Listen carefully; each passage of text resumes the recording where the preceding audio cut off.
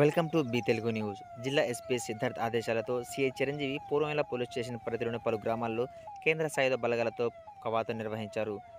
పూర్వంల police station పరిధిలోని సమస్యాత్మకమైన గ్రామాలైన అక్కలడేపల్లి, టేకురుపేట, పూర్వంల రంగసముద్రం గ్రామాలతో పాటు కవలకుంట్ల, సిద్ధవరం, అగ్రహారం, దమనంపల్లి గ్రామాల్లో కేంద్ర బలగాలతో ఫ్లాగ్ మార్చ్ నిర్వహించారు.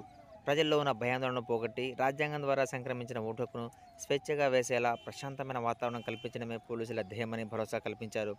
ఈ కార్యక్రమంలో పూర్వంలో ఎస్ఐ మల్లికార్జున రెడ్డి సిబ్బంది పాల్గొన్నారు.